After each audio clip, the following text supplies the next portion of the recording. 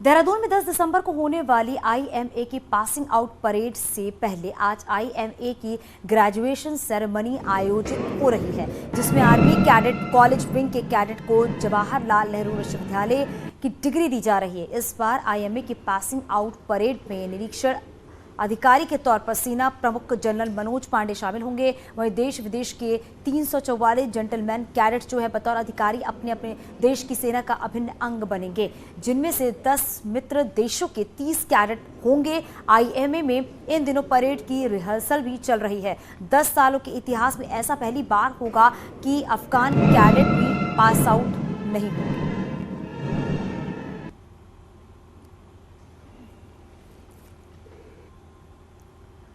CM Pushkar Singh Dhami आज भी दिल्ली में एमसीडी चुनाव का प्रचार करेंगे। सीएम धामी दिल्ली के शहादरा में बीजेपी उम्मीदवार के लिए प्रचार प्रसार करते हुए नजर आएंगे। कल सीएम धामी ने दिल्ली एमसीडी चुनाव बिना कुछ खर्च किए अपने किचन से होम बेकरी बिजनेस करके 40,000 रुपए महीना कमा रही हैं। आपको भी ये करना है तो फ्रीडम ऐप को अभी डाउनलोड कीजिए। में बीजेपी प्रत्याशियों के लिए प्रचार किया है। सीएम धामी ने कहा कि उत्तराखंड में लोगों ने बीजेपी को चुना और जो देवभूमि से हुआ है वही दिल्ली में भी होगा। दिल्ली के लोग भी एमसीडी में बीजेपी को चुनने जा रहे हैं। सीएम धामी ने कहा है कि दिल्ली के लोग छोटे छोटे प्रलोभन में नहीं फंसेंगे। सीएम धामी ने कहा है कि दिल्ली के सीएम अरविंद केजरीवाल झूठ बोलते हैं और झूठे दावे करते हैं। इसके अलावा सीएम धामी ने कहा है कि पूरे देश में धर्मांतरण की समस्या है। उत्तराखंड में इसे लेकर कड़ा कानून बनाया जा रहा है।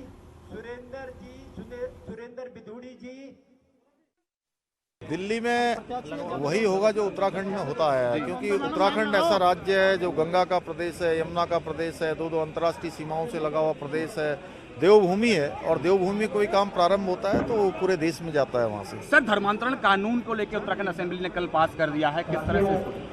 देखिए, धर्मांतरण और मतांतरण हमारे लिए एक बहुत गंभीर समस्या थी, उत्तराखंड के अंदर भी और देश भर में भी समस्या है। उत्तराखंड में हमने निर्णय लिया है कि अब धर्मांतरण और मतांतरण कोई नहीं करवा पाएगा, क्योंकि हमने इसके लिए कठोर इसके प्रावधान कर दिए हैं, कठोर सजा का प्रावधान कर दिया है।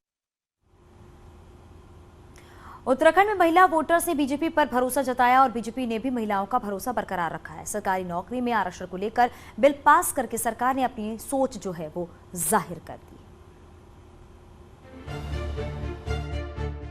उत्तराखंड में सरकारी नौकरियों में राज्य की महिलाओं का अधिकार सुरक्षित रहे। पुष्कर सिंह धामी सरकार ने इसके लिए पूरा दम लगाया और नौकरियों में 30% आरक्षण का फायदा राज्य की महिलाओं को ही मिले।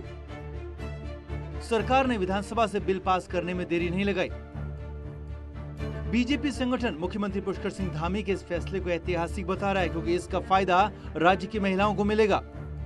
तो मैं कहूँगी कहीं ना कहीं बेटियों को और मजबूत करने के लिए, उनको और सशक्त करने के लिए, उनको आर्थिक रूप से, सामाजिक रूप से और मजबूती देने के लिए ये सरकार के द्वारा ये कदम उठाया गया है। इसके लिए मैं पूरी सरकार को शुभकामनाओं के साथ साथ हमारे मुख्यमंत्री जी श्री पुष्कर सिंह धामी जी का बहुत बहुत हृदय से धन्यवाद करती हूँ। साल 2022 के चुनाव में महिला वोटर्स का अहम रोल रहा। कुल 82 लाख वोटर्स वाले उत्तराखंड में 39 लाख महिला वोटर्स हैं। ऐसे में बीजेपी ने महिलाओं को नौकरी में आरक्षण का बिल पास करके उन्हें साधने की कोशिश की है। वहीं इससे पहले रितु खंडूरी महिला स्पीकर बनी तो हरिद्वार से कल्पना सैनी को राज्यसभा सांसद बनाया गया। इस बार संगठन के 2 जिलों में बीजेपी ने महिलाओं को जिलाध्यक्ष भी बनाया।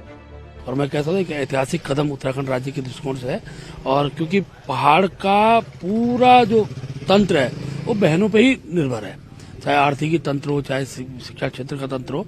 तो मैं कहता हूँ बहुत एक अच्छा निर्णय है और मैं सरकार का हृदय से आभारी हूँ।